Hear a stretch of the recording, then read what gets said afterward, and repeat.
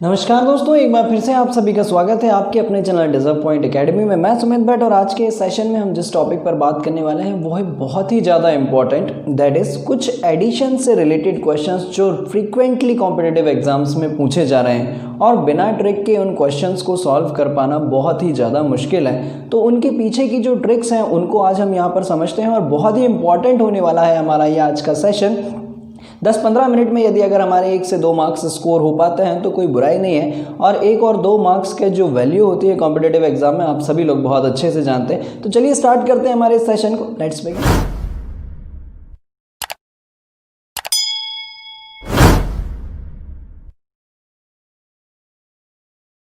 चलिए देखते हैं पहले ही क्वेश्चन यहाँ पर हमें क्या दिया गया है। क्वेश्चन को देखकर ही आपको समझ में आ रहा होगा, here it is the sum of squares of natural numbers, है ना।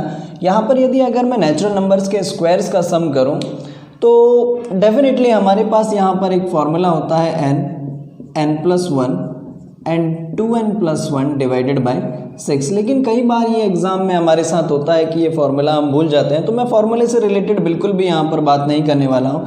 तब जब कभी भी आपको इस तरीके के क्वेश्चंस अगर एग्ज़ाम में दिखाई दें तो आपको कुछ नहीं करना है। यहाँ पर जो भी हमारे पास लास्ट नंबर है दैट इज़ n, वहाँ पर आपको 25 मल्टीप्लाई बाय उससे आगे का एक नंबर 26, देन मल्टीप्लाई बाय इन दोनों नंबर्स का एडिशन, दैट इज़ ये कितना होने वाला है हमारे पास 25 + 26 51। आपको फॉर्मूला याद करने की बिल्कुल भी ज़रूरत नहीं है, डिवाइडेड बाय 6। हालांकि ये काम यही है जो यहाँ पर होता है, लेकिन कई बार हम ये जो फार्मूला भूल जाते हैं। तो आप लोग इस तरीके से अपने दिमाग में सेट कीजिएगा इसे कि जो भी हमारे पास लास्ट नंबर हो 25 इंटू उसके बाद वाला अगला नंबर 26, देन नेक्स्ट आप इन दोनों का एडिशन ले लें, ठीक है, डिवाइडेड बाय 6। तो ऐसा करने पर ये हमारे पास कितना आने वाला है। चलिए इसे सॉल्व करते हैं। 3 2 और 3 से इसको कैंसिल कर लें तो यहाँ पर 17, 2 से इसको कैंसिल करें तो यहाँ पर 13, यानी कि ये बचेगा हमारे पास 25 इंटू 13 इंटू 17, तो ये मिलेगा आपको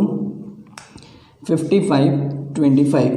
here is the answer. Next question में देखते हैं। अब आपको यहाँ पर जो सम दिखाई दे रहे हैं वो है हमारे पास सारे ऑड नंबर्स, है ना। ऑड नंबर्स के स्क्वायर्स का जब हम सम करें तो इसके लिए भी हमारे पास फॉर्मूला होता है, लेकिन मैं फॉर्मूले से बिल्कुल भी यहाँ पर बात नहीं करने वाला हूँ। जब कभी भी आपको इस तरीके की कंडीशंस मिले, इवन नंबर्स में भी, है ना, जब कभी भी ऑड नंबर्स हों तब भी और इवन नंबर्स हों तब भी, आपको यहाँ पर एक ही काम करना है। जो भी लास्ट नंबर है 25, next number 26, then next number 27 divided by 6।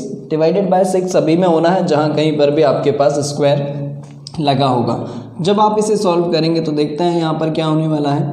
3 2 3 9 2 से इसको कैंसिल करें तो यहाँ पर बचेगा हमारे पास 30, दैट इज़ 25 इंटू 13 इंटू 9, ये आएगा 2925। Here is the answer. चलिए इसी तरीके से जब कभी भी आपको इवन नंबर्स के स्क्वायर्स का सम निकालना हो अप टू n नंबर्स तक, है ना, तब ऐसी सिचुएशन में आपको क्या करना है, जो भी आपके पास लास्ट नंबर दिया गया है यहाँ पर आपको कंसंट्रेट करना है। देन उसके बाद नेक्स्ट नंबर हमारे पास 51, देन नेक्स्ट नंबर 52, ऐसे आपको 3 नंबर्स लेना है एंड अगेन डिवाइडेड बाय 6। यदि अगर इसको हम सॉल्व करें तो 3 2 6, 3 17 2 से यदि अगर हम इसे कैंसिल कर लें तो यहाँ पर कितना 26, तो यहाँ पर बचने वाला है हमारे पास 15 इंटू 17 इंटू 26, ये आएगा आपके पास 22 and 100। Here is the answer. तो है ना आसान ट्रिक, ये आपके बहुत काम आने वाली है और यहाँ पर आपको फॉर्मूलेज को भी याद रखने की कोई कंपल्शन नहीं है। तो चलिए बढ़ते हैं आगे कुछ ऐसे ही इंटरेस्टिंग क्वेश्चंस की तरफ।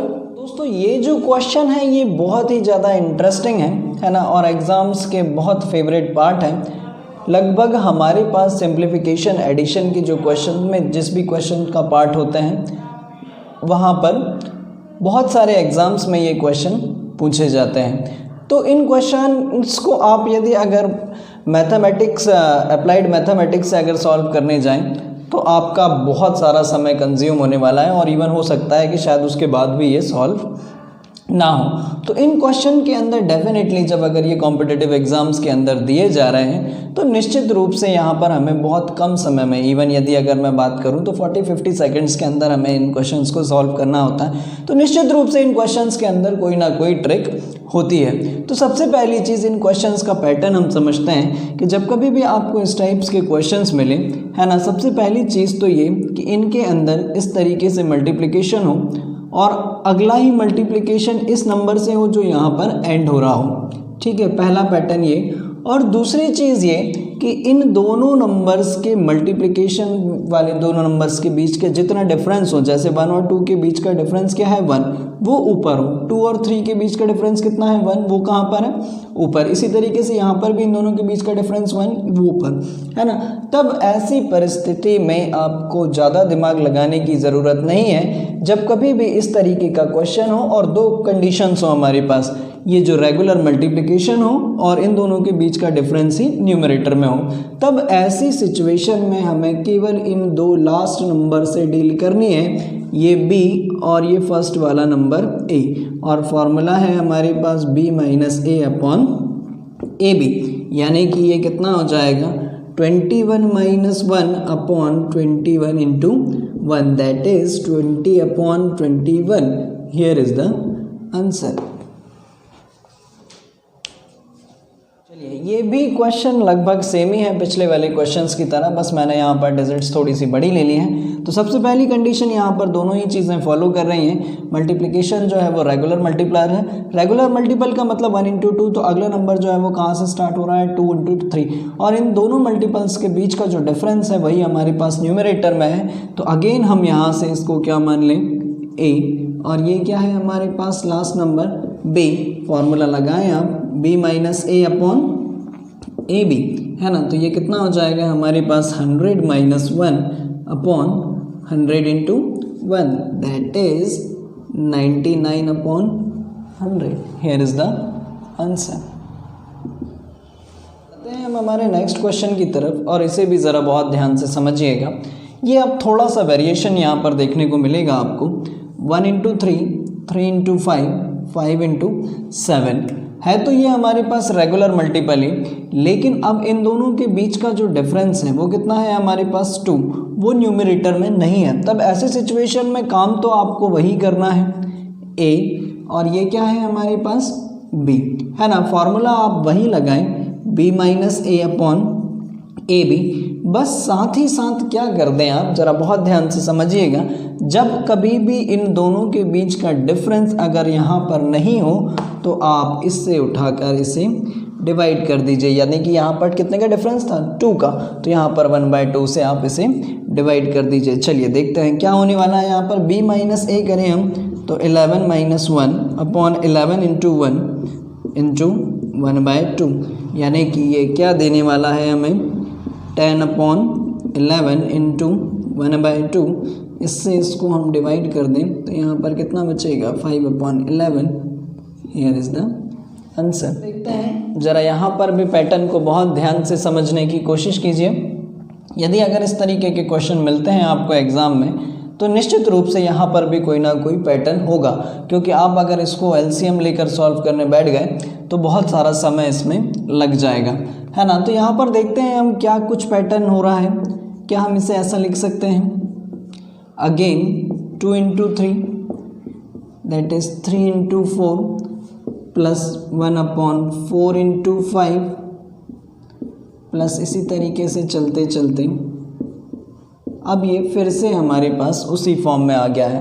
तो अब हमें यहाँ पर क्या करना है, ये क्या है हमारे पास a और ये है b। फिर से फॉर्मूला लगा दें b minus a upon a b, यानी कि ये क्या हो जाएगा n+1 minus 1 divided by n+1 into 1। इससे ये cancel n upon n+1। Here is the answer. एक और क्वेश्चन देखते हैं। यहाँ पर क्या है, ये भी थोड़ा सा जटिल सा है, ठीक है, लेकिन निश्चित रूप से एक बात तय है कि इस तरीके के क्वेश्चंस डायरेक्टली एग्ज़ाम में नहीं किए जा सकते, और किए भी जा सकते हैं तो बहुत ज़्यादा समय इनमें लगता है। तो निश्चित रूप से यहाँ पर भी कोई ना कोई ट्रिक यहाँ पर छुपी होने वाली है। चलिए पकड़ते हैं उसे।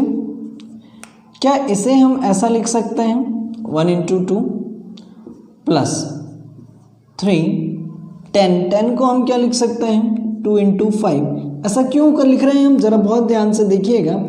2 × 5 लिखने पर इन दोनों के बीच का जो डिफरेंस है वही ऊपर है। चलिए तो यहाँ से कुछ चीज़ें तो हमारी पकड़ाई में आई। 45 ऊपर 4 है तो हमें यहाँ पर क्या लिखना पड़ेगा 5 × 9, 5 9 = 45 और इन दोनों के बीच का डिफरेंस ऊपर है।